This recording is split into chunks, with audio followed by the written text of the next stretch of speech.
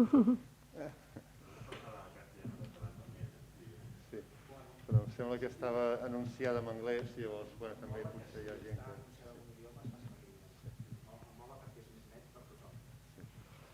Okay, so should we start, Pere? You tell me one, okay?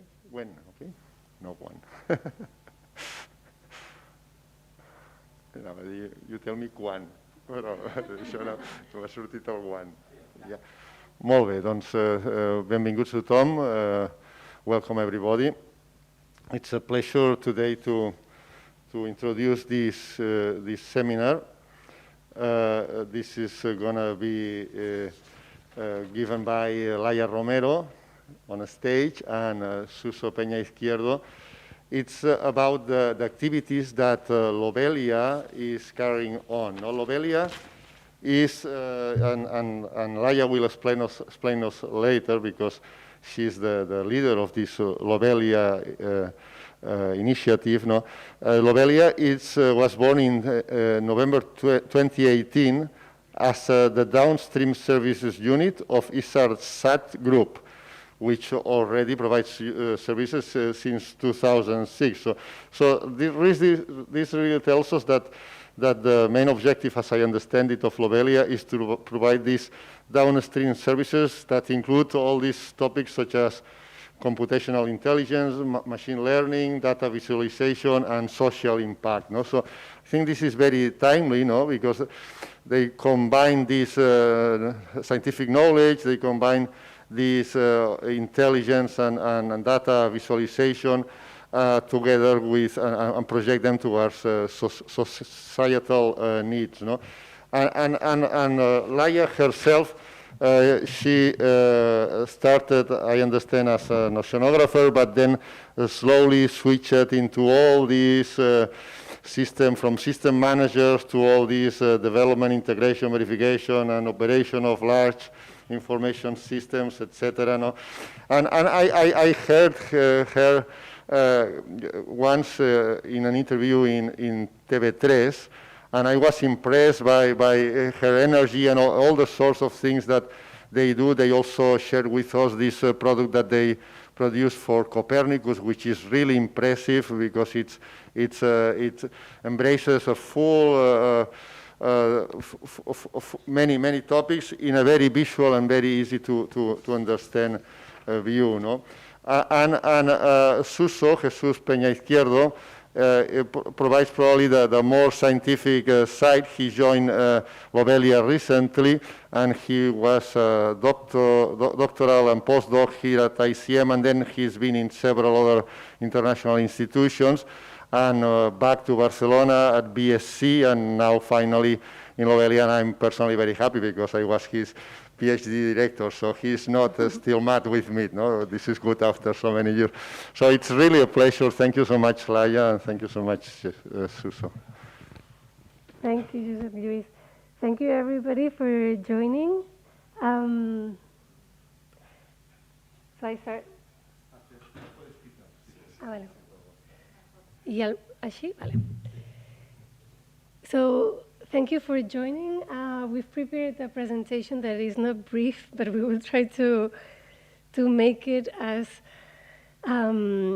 entertaining as possible. If you see things that are interesting, let's talk more in depth afterwards, because we will be touching quite a number of things. We wanted to show a bit what we do at Lobelia and focus a bit on projects that may have synergies with some of the people that are working at ICEMA, and hoping that we can collaborate in the future, or at least know what we do, because I think that many of the topics are of interest for all. So applied climate science for a resilient society, this is one of the mottos of what Lobelia does. We are a spin-off of Izquierdo, such as Josep Luis was explaining. Izquierdo is a recognized expert in satellite algorithms, especially on radar altimetry. Izquierdo develops algorithms that many times, such as in the Sentinel-6 mission, are operationally processing the data directly from the satellite.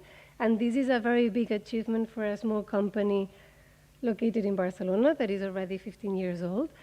And a few years ago, the more operational-minded people at EasertSat, we were thinking of creating a downstream services spin-off to apply all of that research, to use all of that data in the real world, and specifically in the climate emergency. We were seeing very clearly that many of the data that we were collecting, processing, generating was very relevant for climate analysis. But other than large institutional climate analysis, as in like very, very large projects that collect data from the entire world, when we go into more, what does this municipality need, or what does this intervention, nature-based solution need, or, you know, when we land climate analysis, the data that we were producing was still far from that.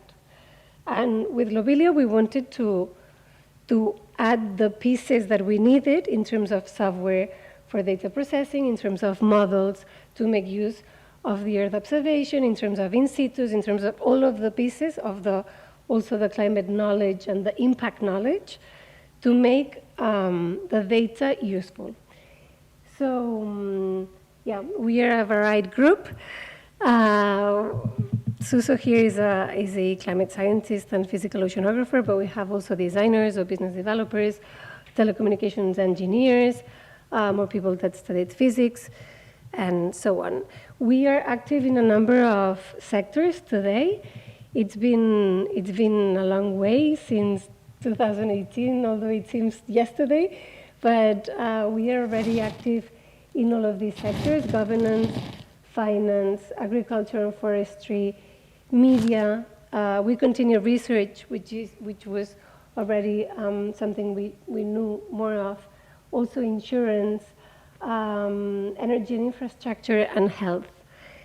And today we're going to look at a few different things. So first, how satellite data helps us on historical analysis and monitoring for climate analysis, like a few of the products that we use, that we provide regularly, and all of this is automated and on an hourly basis sometimes, or on a daily basis, or on a monthly basis, but operational services, coastal erosion, drought, air quality, and water level, as the services that are very, as I say, mature and operational, and that we use even in other services as inputs.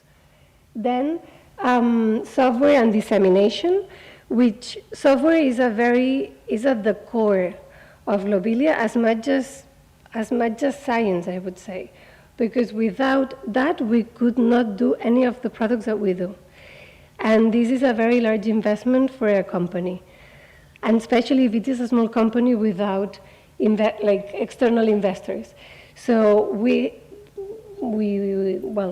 come from this world. The people at Lobelia have been working in systems, system development, information systems, etc., with a very long trajectory. And so we developed this very particular software that was helping our mission. And it turned out that this software was useful for other people. So that's why we show it here. Also, climate data services that will be presented by Suso. He joined Lobelia, I think, 1 year ago, but now I cannot imagine Lobelia without Suso, so there's a lot of things he's done already, and he will be presenting that line of work, and a bit of the flavor of the research fields that we are currently working on. Coastal erosion, and now it will be more brief. Our expertise is on radar. We use optical data a lot, or thermal data, other types of satellite observations, but our stronger expertise is on radar, and we are always trying to make use of radar because we believe that it provides very valuable information, because it is all weather, because it's day and night, because it captures changes that you cannot see in optical, like you will see as in marine litter. And so we collaborate here with other partners that have developed coastal erosion algorithms with optical, for instance, but what we contribute with is with the radar module.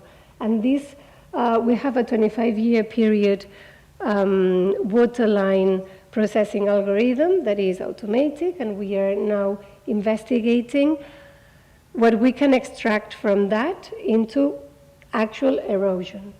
And we are doing this with partners from UK, from Canada, also in Spain, in Catalonia, from different government agencies. I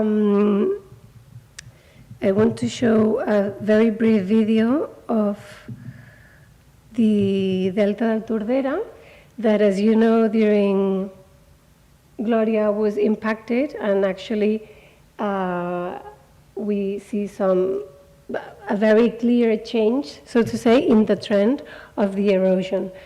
The same way that Delta del Ebra suffered in Gloria, and there was a lot of erosion, in Tordera we gained land to the sea, and this was a way to look into it and to measure the actual meters that, the impact of this process, in a way. Opa. Another example is drought and soil moisture. We use SMOS and SMAP, which are very familiar for the scientists here, but we use the soil moisture part of SMOS and SMAP, and we derive soil moisture anomaly and drought indicators.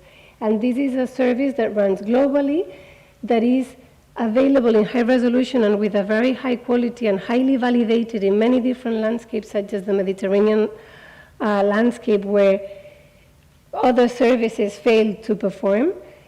And this one performs very well, and in a lesser quality from 1950. We provide this in projects that have to do with fire prevention, with crop yield, with floods, with emergencies, and also with the health status of ecosystems and biodiversity. An example of this is the service that we provide to FAO. This is daily, it is a decadal product actually, it's not daily updated in this case, it's every 10 days. And they use this service in more than 30 countries because it is very well correlated with locust outbreaks. So it is used for plague prevention. You can see, well, a short video, they do the metrics and they plan ahead, and they decide what are the teams that need to go on field to check this thing or the other based on this particular service that we provide. Another example that may seem very different, but it is not so different, is the air quality. Here we have a Tropomi overpass from Sentinel-5P, and then Lobelia Air, which is an operational algorithm for NO2 and PM10. This was developed with KNMI from the Netherlands. They actually had the monitoring algorithm. They are PIs of all the air quality missions, European and not European, and we implemented the forecast based on artificial intelligence. And together, we provide this service not only in Barcelona, but also in Madrid, in Amsterdam, and in other cities to come, where we use the satellite data, but not only satellite data, also we assimilate hourly in situ observations from official networks. We assimilate weather information, and we produce these maps on an hourly basis. And I always like to put this example because it was the first time for us. And this started because a colleague of ours was super passionate about air quality, and he really wanted to go through with this one service. And to me, it was a bit like, I don't know so much about air quality when we started. And it's been a great journey. because it was actually the first example of a data service with a very high impact.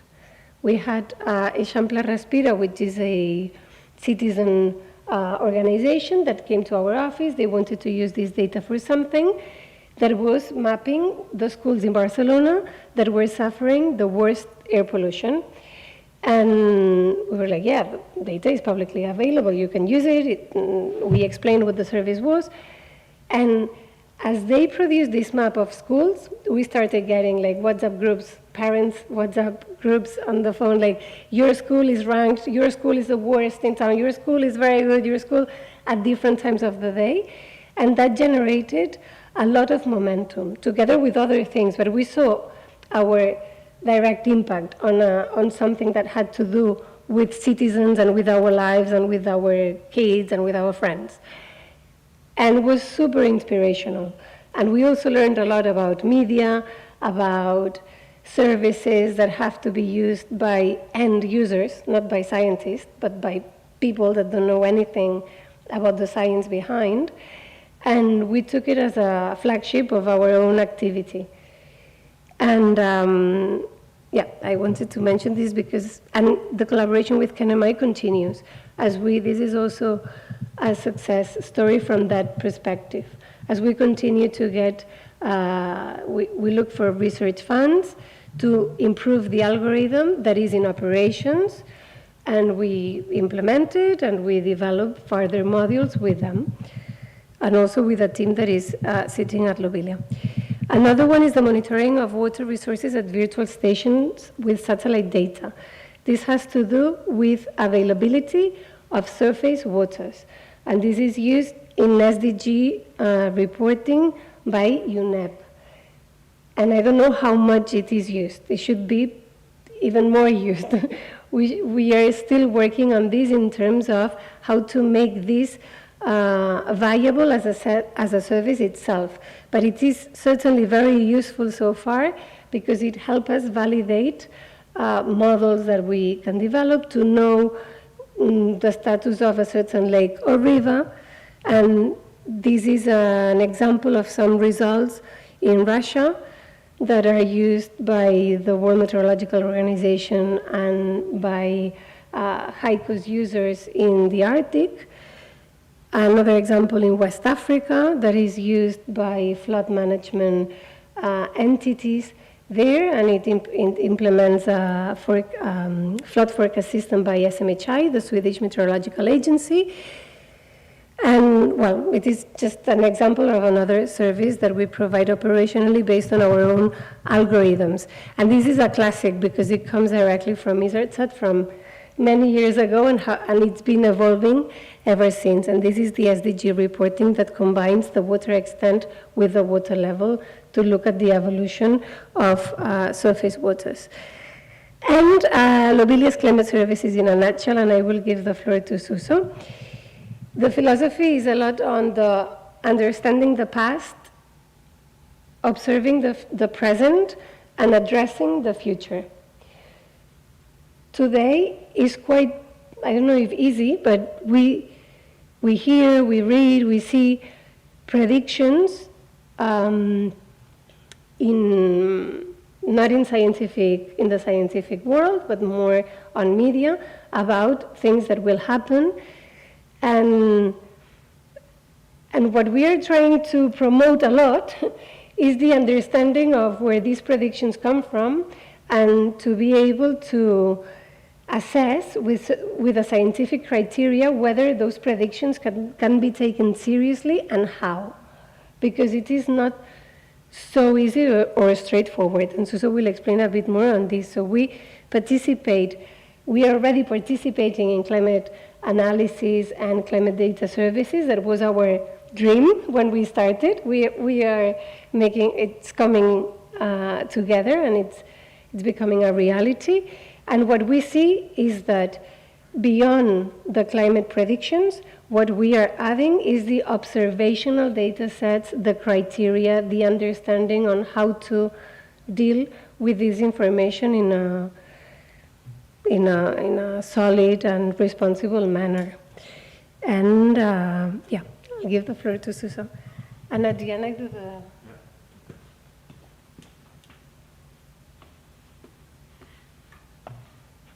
Okay, hello everyone. Thank you very much, Suso, please, and Ramon for the invitation. Actually, I'm very happy to be here because I remember the last time I was in this exact place was in the defense of my thesis, like 6 years ago.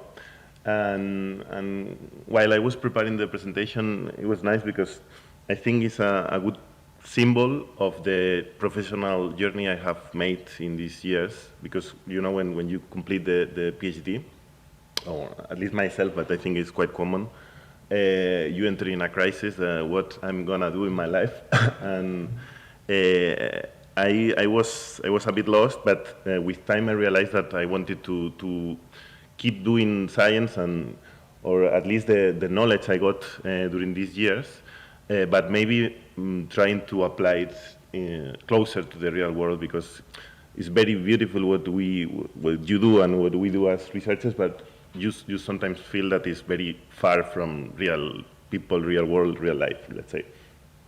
And I think Lobelia has specifically this spirit, no? To be the bridge between the research and society and the application, and I'm very happy to end up here. So this presentation is trying to go a bit in depth on the projects Laia has presented, but I think it symbolizes quite well this idea of being in between the two worlds. So yes, like I was saying, we are using already available data, but we add a layer of knowledge to provide a service, a climate service. So first example would be this one. We have participated in this contract for the Oficina Catalana de Canvi Climàtic that has been led by Ramon Folk study. The idea is to provide a vulnerability assessment for the transport infrastructure in Catalonia. So with this aim, we have been the climate data providers together with the Servei Meteorològic de Catalunya. I think this is a nice example of how Lobelia can add an added value. Maybe some of you are familiar with climate risk assessment, but the idea of any future climate assessment, I think is based on, we can say, 3 main points. One would be, like, you have to be sure that the climate model is able to reproduce past observations, because if not, how can you be sure that in the future it's going to represent the reality? Another point is that you should include always the uncertainty. So the climate variability is always there, so it's not useful or it's not reliable to have just a deterministic estimation. So you should always try to work on a probabilistic world, let's say. And finally, depending on what you are describing, you need to consider the time and spatial scales. So this is what refers to downscaling. As you know, SEMI5, SEMI6 global models are very good proxies for the global climate, but the resolution is very coarse, so it's around 100 kilometers. But when you want to describe the risk at local scale, you need downscaling. This means bringing the climate data from large scale to orders of 10 to 1 kilometer in order to resolve maybe some of the most important events related to climate change, like extreme precipitation, let's say, for example. So in this contract, Oficina de Cambio Climátic had the data set provided by the Servei Meteorològic that was using a type of downscaling that is called statistical downscaling. The project was called SCAT. And then, with our participation, we try to complement the description using the other type of downscaling that is called dynamical downscaling, and used an international, very well-known project that is called Cordex. So I wanted to highlight the importance of this contribution. this is the case of statistical downscaling provided by MeteoCAT. As you can imagine, MeteoCAT has a very high-quality observational network in Catalonia. So the approach they have followed, the statistical downscaling, makes total sense, because what it consists of is start from a global climate model that, as you have seen, has a low resolution, but based on the very high quality of the observations, you can, let's say, train or use a statistical method to convert the projections for the future into high resolution. In this case, they got 1 kilometer by 1 kilometer resolution. So you see the increase, the downscale from the hundreds to the 1 kilometer resolution. This can be done because they have, as you can see in the map, this is the location of the different stations they have used. This is done because of the high quality and the well-known quality or let's say status of the different observations, but it has also limitations. So in this case, the data that was available for us was a deterministic estimation. It means that we only had like an average, like one number. We didn't have the uncertainty of probabilistic estimations. And also, you can also imagine that in the areas where there are not many observations, where the density of observation is scarce, the statistical method is not going to be very reliable. So this is a problem for rare events like extreme events, like extreme precipitation again. The complementary description using regional models, such as Cordex, the Cordex program, takes the global models, like 75, and then using a nested regional model, get high resolution, in this case, like in the orders of 10 kilometers, projections. In this case, the advantage is that you have a physical consistency across the variables. You can get a probabilistic estimation using different models, so we can assess the uncertainty, and maybe the limitation is that you have 10 kilometers versus the 1, but it can be enough for most of the climate hazards, let's say. One important step when you work always with models is that models, as you should know, they have a systematic bias, so they are not able to represent the real world exactly. So they have some bias that should be corrected before applying any risk analysis. So you can see, for example, in the left column there, this is the temperature and precipitation climatological seasonal cycle, and black is the observational reference, and the colors are the different models. You see that no model is able to reproduce exactly the seasonal cycle, but after this correction, we are sure that all the models are representing the reality.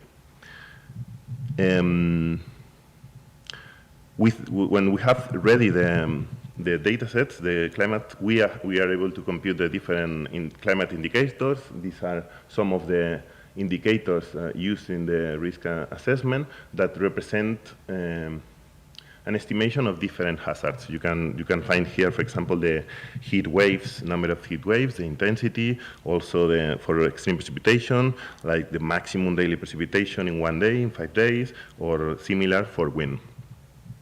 And again, to highlight the importance of having the ability to describe extreme events, I'm showing here in yellow one of the indexes we computed. The yellow one represents like the maximum daily precipitation accumulated in 1 day, and the blue one is something more general that expresses the number of days that with accumulated precipitation above 50 millimeters. Excuse me. In the two plots to the right, you can see 2 time series of precipitation along 2 different years at Girona. And you can see in the first plot, in the top plot, the number of days with precipitation above 50 millimeters is 4. So the index R50 would be 4. But the maximum precipitation in the whole year would be 65 millimeters. On the contrary, below, for the year 1996, the number of days above 50 millimeters is 3 days, but the maximum is is like double than the other year. So what I wanted to highlight here is that the blue index maybe can is not accurate, let's say, because it's not representing like a problematic year, let's say, like the one below that has a very intense extreme precipitation event. In the case of the MeteoCat dataset, the problem of the statistical downscale it avoided to have the representation of this yellow index. This data can be expressed in maps, as you can see here, where we can see the projected change in extreme precipitation for Catalonia for different seasons. And also, again, the probability estimation allow us to have an estimation of the mid-range provided by the percentile 50. This would be like the average estimation of all the models. So it would be not the most probabilistic, but like the intermediate case.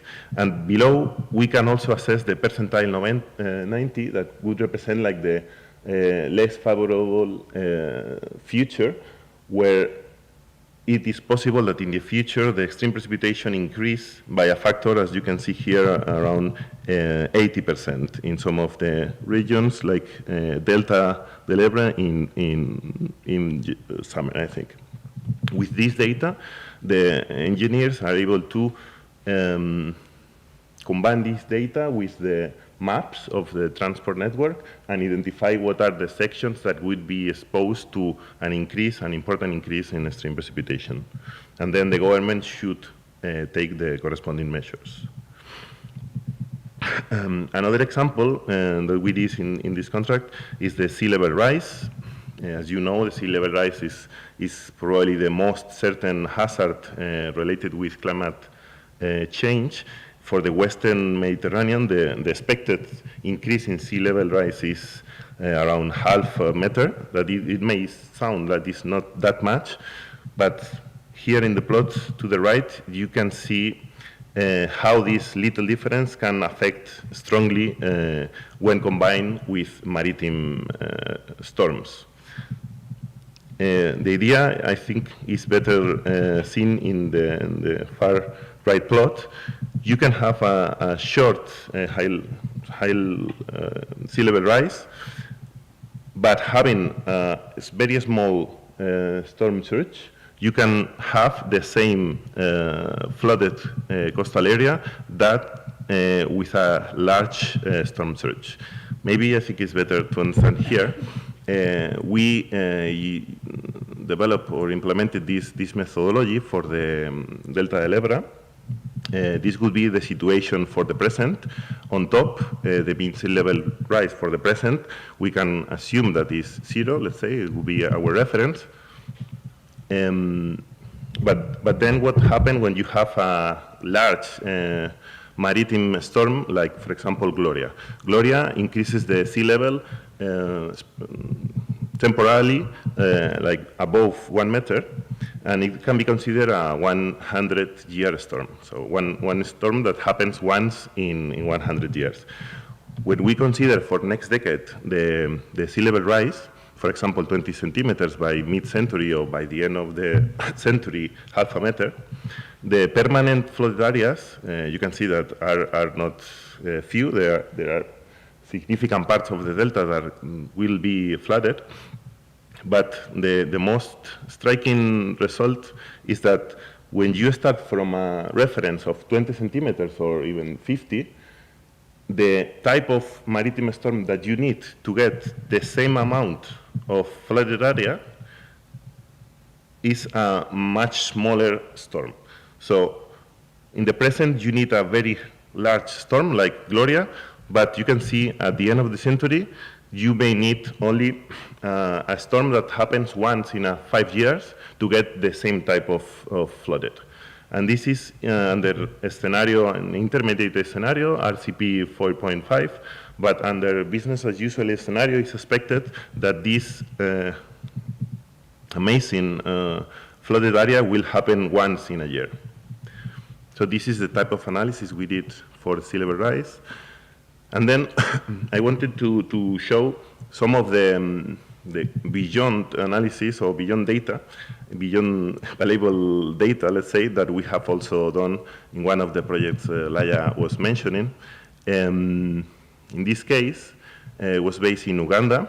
We were assessing the physical climate risk for a hydropower plant.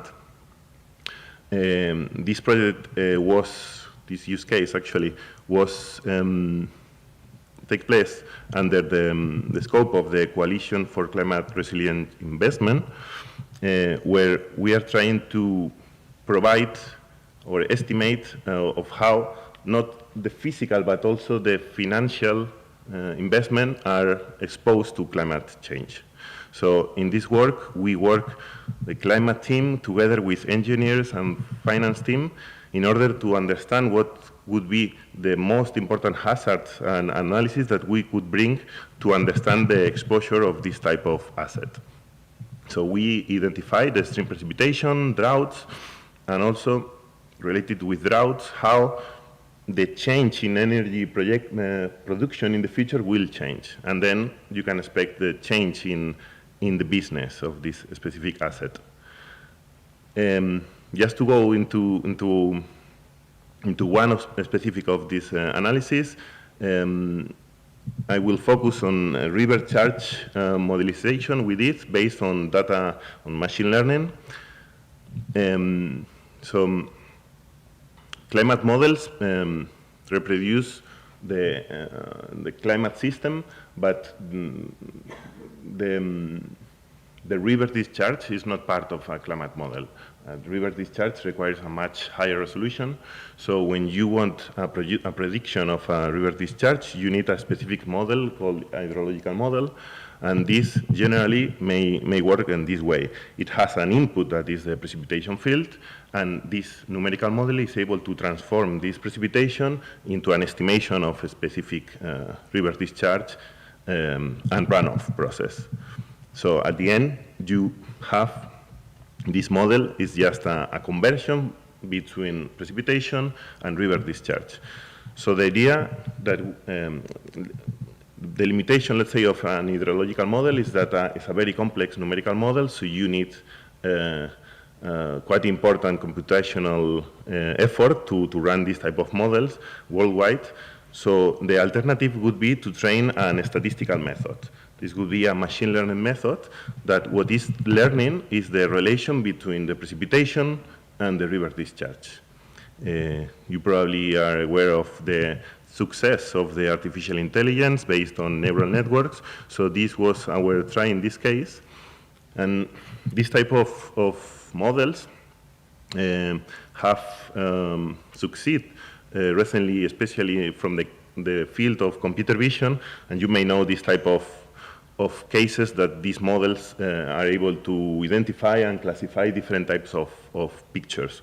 So our idea was based on that similar idea, but instead of dog and cats, we include precipitation, and the idea is that the output would be the amount of river discharge. In order to be realistic, we need not only the precipitation at one specific time step, but the accumulation of precipitation during a long time, actually, because this model is going to empirically learn the relation between the precipitation, but not only in the surface. It will also learn that precipitation that took place like 1 year ago would be somehow stored in groundwater reservoirs, and at some moment it will appear. So with this spirit, we try to train this model. We use an observational data set based on reanalysis. We trained this data during 20 years, from 2001 to 2020, and then the validation was in another period. This means that during training, the model is only learning information about this period, the training period, but the model doesn't know anything about the validation period. So if the model is able to predict the river discharge during the validation period, it means that during training, it has learned the general relations. It does not memorize. It should generalize, let's say. So just an example, this is the time series. In blue would be the reference, and in orange would be the prediction for the training set. So this is the training set, the period that the model is trained on. And below you can see a zoom of a specific year. You see there is a clear seasonal pattern with some days that has a very large maximum of river discharge. And this is the result for the validation set. Again, the validation set, the model is generalizing from the training period. And yeah, I think it represents a very nice example of how these methods are able to reproduce very complex systems and relationships. Finally, we can use this model now to convert the precipitation projections into river discharge projections. In this case, with this data, we are able to infer that for the future, for the period 2020-2040, and also 2040-2060, the regime of this hydropower plant will change, having a reduction in operation days for the low flows, and the opposite for the opposite, a reduction for upper flows and increase in lower flows. So this is just an example. And then, just to finish my part, highlight two projects that we are part of and we are starting this year. This is one that we are very happy about, because we were not expecting to win, actually, but we succeed, and it was great news. It is a project funded by ISA. We are the coordinators, and we will work with the Barcelona Supercomputing Center, that, as you know, has a lot of experience with climate, but specifically with seasonal predictions. And we will also work with EURECAT, that has the expertise in artificial intelligence. So the idea is to improve seasonal predictions to describe droughts. Seasonal predictions are, probably you know, but as a general idea, is not as a weather prediction in the sense of predicting the weather for a specific date, but instead is more an average prediction, let's say, trying to infer or to predict the change in the probability of occurrence of an anomaly. So, for example, this type of systems try to answer the question of how is going to be the next summer. It's going to be warmer, drier, colder. The idea behind these systems is that the source of predictability is based on the type of variables that change in time more slowly. For example, sea surface temperature, sea ice, and also soil moisture. So this means that this type of prediction models need very good initialization, and these initial conditions usually are taken from observations, and this should usually work, but for some of the variables like soil moisture, these observations doesn't work that quite well. So is where satellite data can provide a very nice, a very useful input. So the general idea is combine satellite data together with seasonal predictions through the implementation of machine learning again. So we will have like two different tasks. In the two of them start from seasonal predictions together with satellite data. In this case, we would use like different products, but always related with drought, like soil moisture, NDVI, that is a proxy of vegetation, also burn area and water reservoir levels, to provide two products. One would be an improved seasonal predictions, and a second option would be to provide a predicted and satellite product. Additionally, we can use these models as well to understand the relationships that are built during training. So we will be able to improve our understanding of the process that applies here. And finally, we are also contributing to a purely oceanographic project, so I'm quite happy as well with this one. This one is led by Ana Sanchez-Vidal from UV, also with David Amblas. And the idea is to start study the impacts of dense water overflows. Ana and her team has a lot of experience in the Gulf of Lyon, specifically in the Cap de Creus, where they have been monitoring with moorings the formation of deep water in this area. But now they want to relate this and extend this knowledge to the Denmark Strait, that is here close to Iceland, and is the gate, the exit gate of Arctic deep water. So in this project, we will deploy 3 moorings in the Denmark Strait, together with 1 more in the Gulf of Lyon. Here are a scheme of the different moorings, and the idea would be to analyze develop 3 different tasks. The first one would be the objective number 1, that is the one we will participate in, that would be to characterize the physical process involved in terms of forcing. So we will look at atmospheric and oceanographic process, always from reanalysis and observational data, in order to understand when this type of events happens and why. And then the 2 main objectives of this research would be characterize all the physical process in the biochemical system, say, and also would be to look at the past, at the paleo record using cores, and see how this variability has changed along the different eras. And I think this is my last part. Sorry, so thank you. And to finish, you're like, okay. A bit more research that I think that where we have some connections.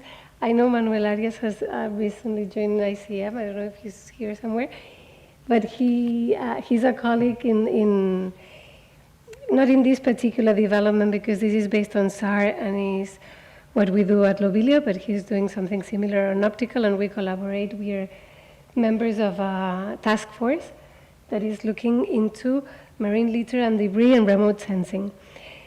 This is a research project, although everybody wants it to be like an operational service, but it is still a research project, and it is important to mention this because we've been, not only us, but a group of scientists, PML, UV, also like many different groups, I'm sure that ICM as well, we've been pioneering this work of using remote sensing for the detection of marine litter.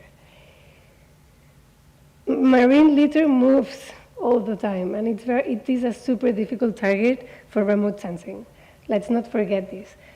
At the same time, since many of the remote sensing techniques that we're working with have good sensitivity to the detection of the litter in different ways, it is worth exploring, because a future mission that could make use of these different technologies, taking the best of each, could be very, very useful and very impactful for monitoring, preventing, assessing, knowing what is happening where.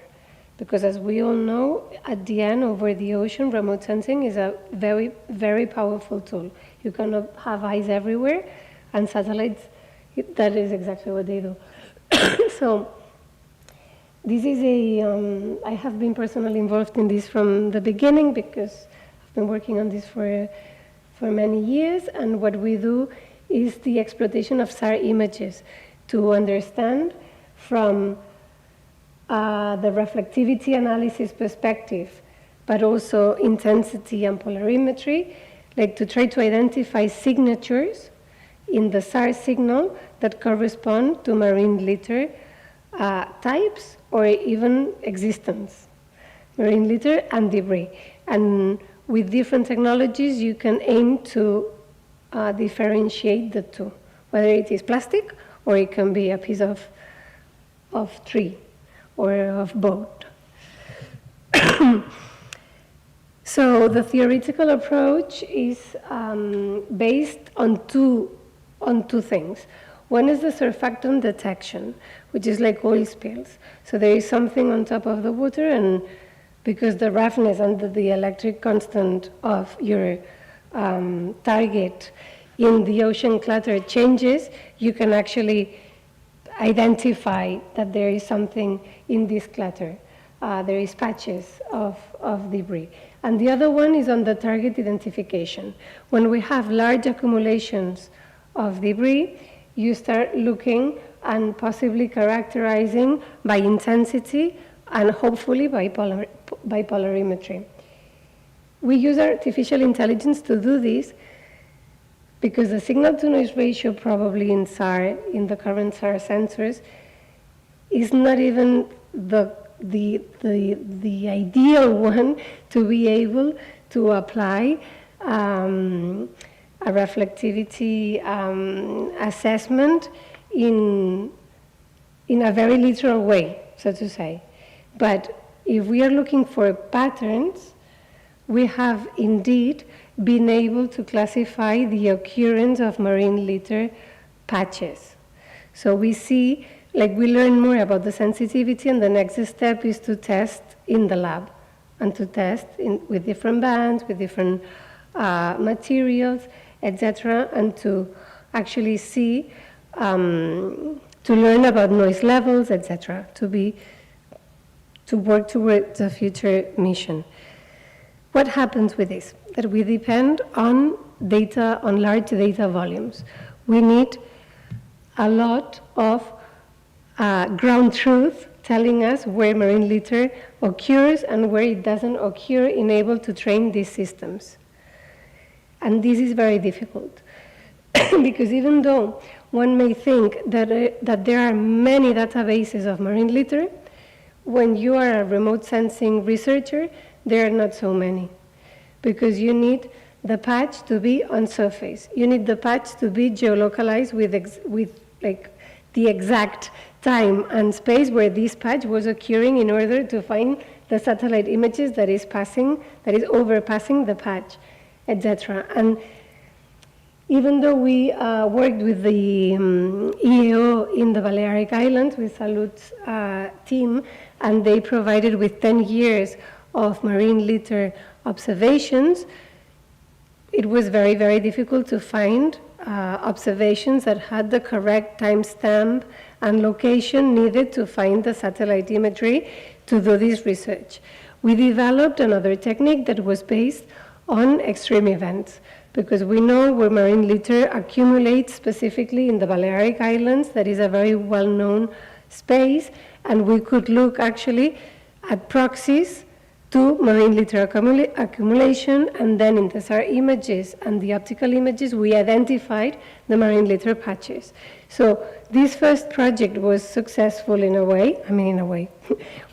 It was done during lockdown, so we couldn't do the campaign that we were aiming at, but during this, looking at this other way of finding suspects and positive observations, we developed a model, and actually the performance of this model is very satisfactory. So SAR, like we demonstrated that with SAR you can indeed detect marine litter, and you can classify it as marine litter in front of other types of materials. However, it was very clear, and it is clear for every group that is doing remote sensing for marine litter, that a dedicated database of marine litter and debris is needed in order to advance in this field. And so with ESA, we are developing such database. This is called OceanScan. It has a mobile app. This mobile app was developed by Prototype, a partner from Sweden. This is open source. It can be used in projects, and you can take a picture. It automatically applies your geolocation, and then it has the fields that we need to incorporate in the database and that are standardized with UNDicate, for instance, with UNEP, or with the Marine Litter Watch from EA, or with NOAA, with the different entities that we are working with to make these standards. So the depth, whether it is a single item, an aggregation, it is a filament, etc. When you collect this data is stored in the database, and you collect the data in the scope of a campaign. You can be like, okay, I'm a campaign owner, and all of my observers that will be collecting data contribute to this one campaign. When you close this campaign, a record is generated in Zenodo.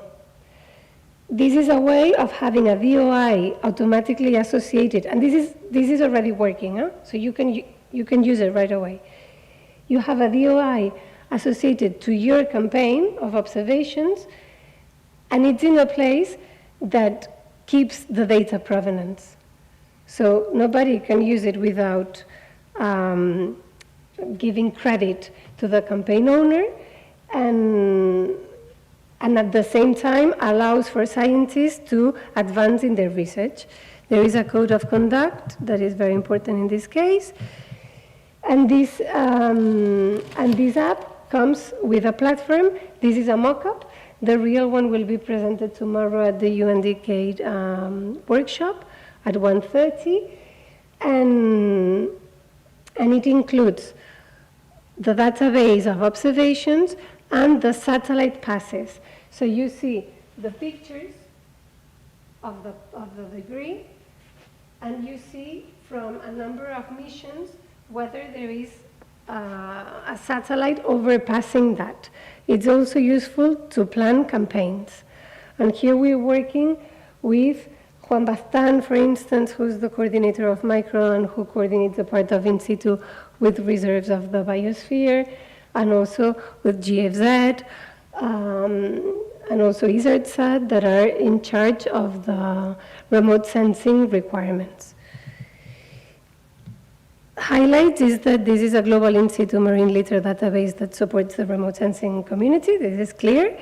That it is interoperable with other databases, and it follows standards.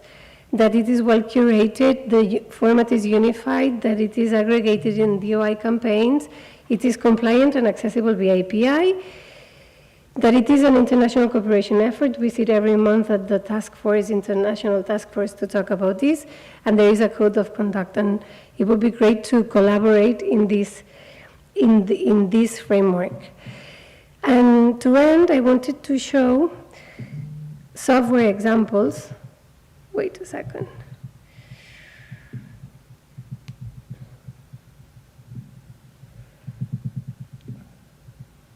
Let me see.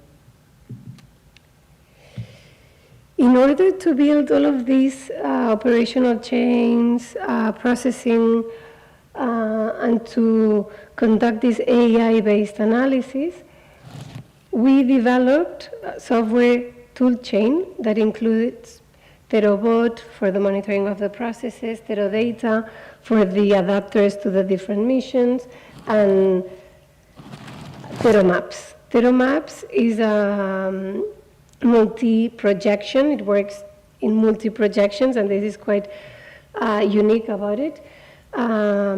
Mapping engine for rendering results, and we didn't build this from a GIS perspective, but we did it from a very, very user perspective that is web-based, and that it was built in a different way than my previous experience, for instance, that was much more on GIS and servers. With these type of libraries, we can work on stories such as this one. This is with CLS. Here we're talking about marine heat waves, and their model that is based on AA that they are doing for marine heat waves in the Mediterranean. This is a collaboration activity, but the engine that is used to run this type of stories is Lobelia Earth data maps. Another example for Caro, it's the understanding the sea ice breakups and its consequences, and this was with NERSC. And it is again a very good collaboration experience with a scientific team that is doing research that is very relevant to climate indeed. And thanks to this technology, we were able to put together a story about tipping points, about the data, about how the ice breakup occurs, and actually it is being, well, Nexim, which is their own model, and it is being very appreciated actually by the community, by this one institution, but also by ESA or by any scientific user that is reading this type of material. This is done in the framework of the digital twin of the ocean. Another example of software also based on Tero maps is CMEMS. CMEMS, as you know, the Copernicus service. I wanted to show you, well, you can go because it's very late, but if you go to Copernicus and you go into the viewer, you can see, let me check. Okay.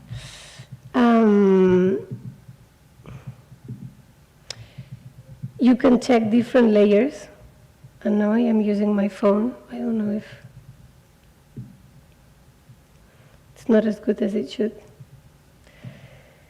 Okay. You can check very long data sets and make graphs and understand, make transects, plot time series, make areas, and this is done on the fly, and if you're using a better connection, it's even faster.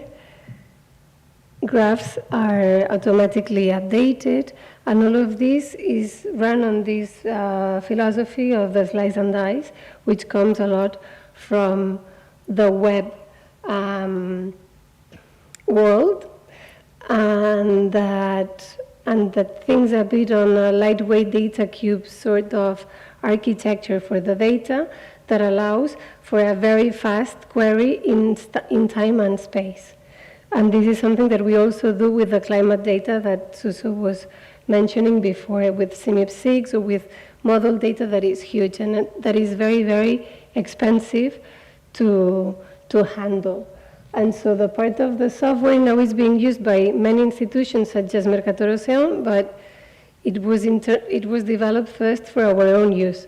And now it's an important revenue stream also, because we see that it is useful, that this is needed by different entities.